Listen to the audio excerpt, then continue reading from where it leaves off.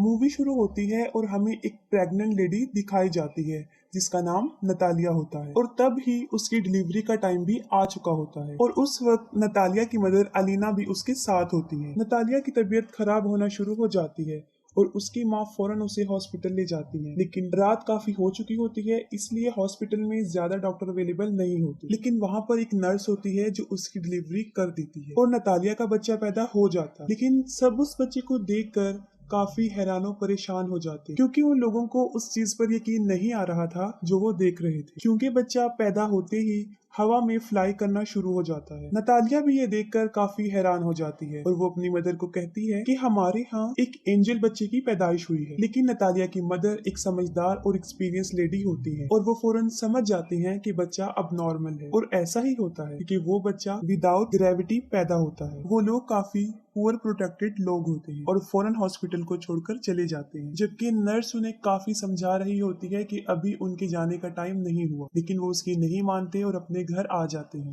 जब वो लोग घर आ जाते हैं तब नतालिया की मदर उसे एक अजीब सा क्वेश्चन पूछती है। वो पूछती है कि तुम याद करो कि इस बच्चे का बाप कौन है, लेकिन नतालिया को याद नहीं आ रहा होता कि उस बच्चे का बाप कौन है। फिर उसकी मदर उसे बताती है कि ये कोई नॉर्मल बच्चा नहीं है और इस बात को हमें राज रखना, और अगर इस बात का किसी को पता चल गया तो हमें कई मुसीबतों का सामना करना पड़ सकता। फिर वो बच्चे का नाम सिलेक्ट करते हैं, तब उसका नाम ऑस्कर रखा जाता है और ऑस्कर सच में नॉर्मल बच्चा नहीं था क्योंकि उसे संभालना काफी मुश्किल था। जब वो लोग उसे अकेला छोड़ते थे तो वो छत से ही चिपक जाता था और देर तक वहीं चिपका रहता था। ये देखकर उसकी नानी उसके लिए काफी बेल्ट्स बनाती हैं ताकि वो बच्चा जमीन पर ही रहे, और छत को भी वो काफी सॉफ्ट और लाइट वेट बना देते हैं ताकि बच्चे को चोट न लगे, क्योंकि उन लोगों को इस बात का भी डर था कि अगर उन्होंने इसे बाहर अकेला छोड़ दिया तो वो हवा में उड़ जाएगा और स्पेस में कहीं चला जाएगा। तभी वो लोग ऑस्कर के लिए काफी कॉन्शियस होते हैं और उसकी नानी और उसकी माँ उसका काफी ख्याल रखते हैं। फिर वक्त के साथ साथ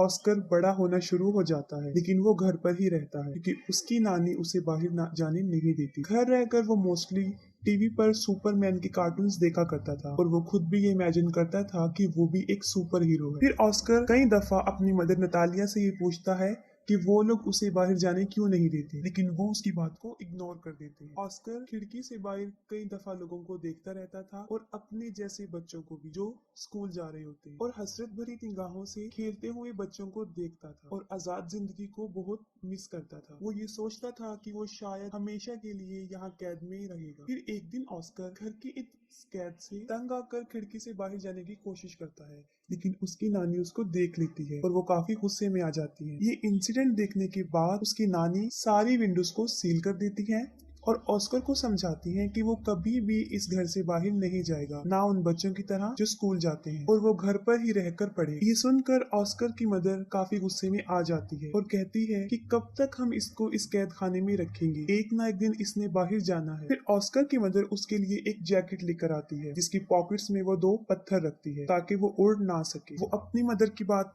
नहीं सुनती और ऑस्कर को बाहर ले जाती है और साथ में वो ऑस्कर को ये भी बताती है कि वो सुपरमैन की तरह अपना राज किसी को नहीं बताएगा, वरना वो भी कभी सुपरमैन नहीं बन सके। फिर एक दिन ऑस्कर अपनी मदर के साथ कुछ सामान परचेज करने चला जाता है और वहाँ पर एक बच्ची से टकरा जाता है। उस बच्ची का नाम अगाथा होता है। अगाथा का सारा सामान उसके हाथ से नीचे गिर जाता है और वो ऑस्कर पर काफी चिल्लाती और ऑस्कर को 2 पानी की बोतल्स दे देती है कि अब तुम्हारी पनिशमेंट ये है कि तुम इसे मेरे साथ मेरे घर लेकर जाओगे। लेकिन ऑस्कर इसके लिए इनकार कर देता है, लेकिन अगाथा उसे बहुत इंसिस्ट करती है। तब ऑस्कर इसके लिए राजी हो जाता है और अपनी मदर को बगैर बताए वो उस बच्ची के साथ चला जाता है। अब ऑस्कर के हाथ में 2 भारी बॉटल्स होती हैं और उसके पॉकेट्स में पत्थर भी होते हैं, जिसकी वजह से वो काफी हैवी महसूस कर रहा होता है। वो अपनी पॉकेट से दोनों पत्थरों को निकाल कर फेंक देता है। अब एगाथा के साथ उसकी फ्रेंडशिप हो जाती है। फिर एगाथा अपने घर पहुंच जाती है और वो ऑस्कर से पानी की बॉटल्स मांगती है, लेकिन ऑस्कर पानी की बॉटल्स देने से इनकार कर देता है क्योंकि उसे पता होता है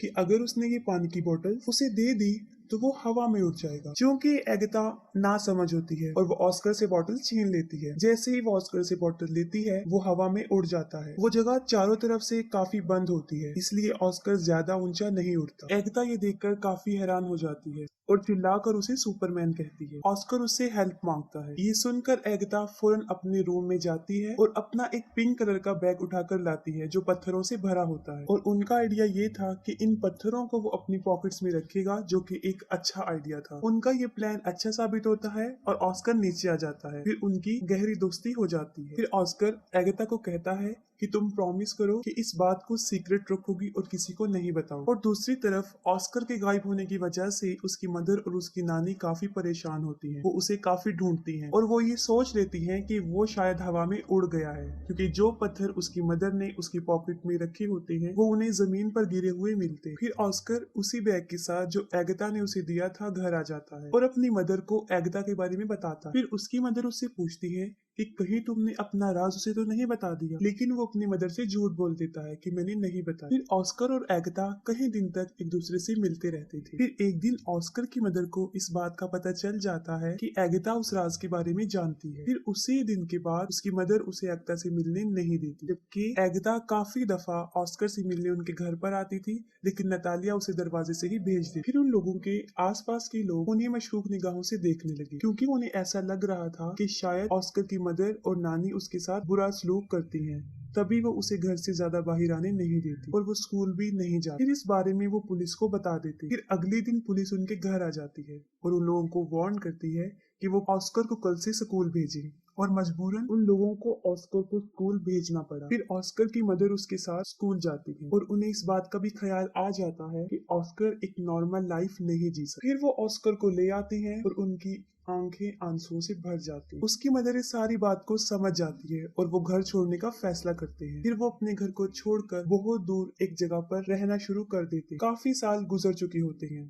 अब ऑस्कर भी जवान हो जाता है, उसकी मदर काफी ओल्ड हो जाती है और उसकी नानी की डेथ हो जाती है। और ऑस्कर के पास अब तक वो बैग होता है जो एगाथा ने उसे दिया होता है। वो उस बैग को कभी भी अपने से दूर नहीं करता था, इवन के सोते वक्त भी वो उसे अपने साथ लेकर सोता था। लेकिन आज भी उसका लाइफ स्टाइल जीने का वही तरीका, घर में रहकर ही वो जिंदगी गुजारता और उसकी जिंदगी सीक्रेट पर ही चल रही होती है। ऑस्कर की मदर और वो एक दूसरे का बहुत ख्याल रखते थे। ऑस्कर अब अपनी जिंदगी से फेड अप हो गया था। इस राज को छुपाते हुए वो काफी तंग आ चुका है। फिर वो सोचता है कि अगर दुनिया को उसके बारे में पता चल जाएगा तो वो थोड़े ही वक्त में पूरी दुनिया में मशहूर हो जाएगा, जैसे उसका आइडियल मैन सुपरमैन, और उसके ऊपर बहुत से लोग किताबें भी लिखेंगे। लेकिन उसकी मदर ऐसा कुछ नहीं चाहती। लेकिन उसकी मदर उसे समझाती है कि ऐसा कुछ नहीं हो, क्योंकि उसकी मदर को ऐसा लगता था कि अगर दुनिया को इस राज का पता चल गया तो वो उसे खो देगी। फिर वो अपनी माँ की खातिर सब्र कर लेता है, लेकिन फिर उसका सब्र खत्म होना शुरू हो जाता है और एक दिन वो अपनी मदर को बगैर बताए घर से बाहर चला जाता है। फिर वो एक मैजिक शो में चला जाता है जहाँ लोगों के टैलेंट को दिखाया जाता है और वो पहली मर्तबा अपने टैलेंट को दिखाने वहाँ चला जाता है। फिर उसी रात वो शो हिट हो जाता है और उसकी माँ भी वो शो देख लेती है। इस मामले में ऑस्कर की मदर बेबस थी।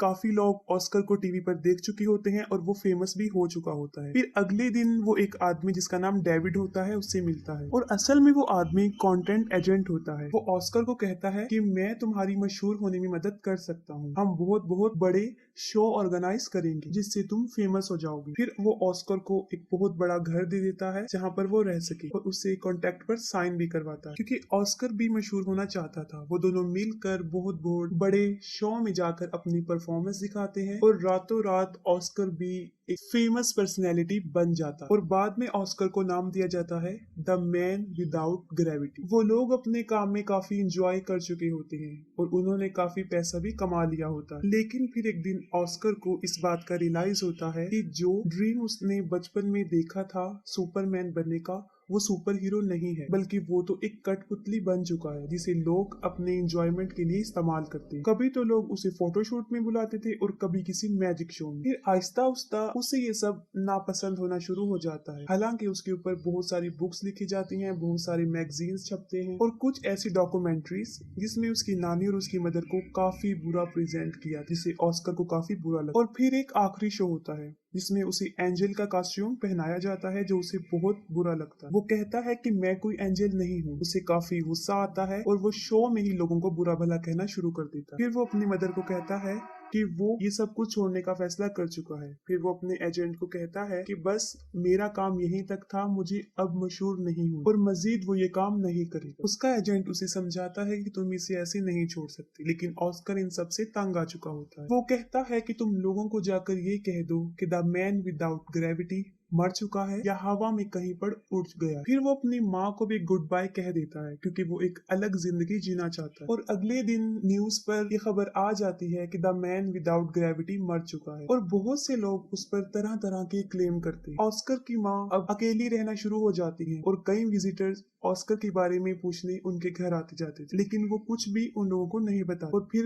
काफी साल गुजर जाते हैं। फिर ऑस्कर की मदर की भी डेथ हो जाती, लेकिन ऑस्कर अभी तक जिंदा था। वो एक अलग लाइफस्टाइल से अपनी जिंदगी गुजार रहा था। उसने काफी बड़ी दाढ़ी रख ली थी और व्हील चेयर पर रहता था ताकि दुनिया को कभी भी उसके सीक्रेट का पता ना चले। वो अपना नाम भी चेंज कर चुका था और एक होटल में रिसेप्शनिस्ट की जॉब करने लगा। सब लोग उसके साथ काफी अच्छा ट्रीट करते थे और एक दिन उसकी बचपन की फ्रेंड एगिता उससे मिलती। वो ऑस्कर को उस पिंक बैग की वजह से पहचानती है जो आज भी ऑस्कर के साथ था, जो उसे बचपन में उसने दिया था। और उस बैग की वजह से ही वो जमीन पर रहा और उसकी शादी भी नहीं हुई। वो दोनों एक दूसरे से मिलकर काफी खुश हो जाते हैं, लेकिन एगिता अपनी जिंदगी से सेटिस्फाई नहीं थी क्योंकि अब एगिता का करैक्टर अच्छा नहीं रहा। उसका मकसद सिर्फ पैसे कमाना बन गया। वो काफी मरतबा कई मेल्स के साथ उसी होटल में आया करती थी जहाँ पे ऑस्कर था, जिसे देखकर ऑस्कर को बहुत बुरा लगता था। ऑस्कर कई दफा अपने दिल की बात एगिता के सामने एक्सपोज करता है, लेकिन वो काफी बदल चुकी होती है और उसकी बातों को इग्नोर कर देती है। इस बात से साफ जाहिर हो जाता है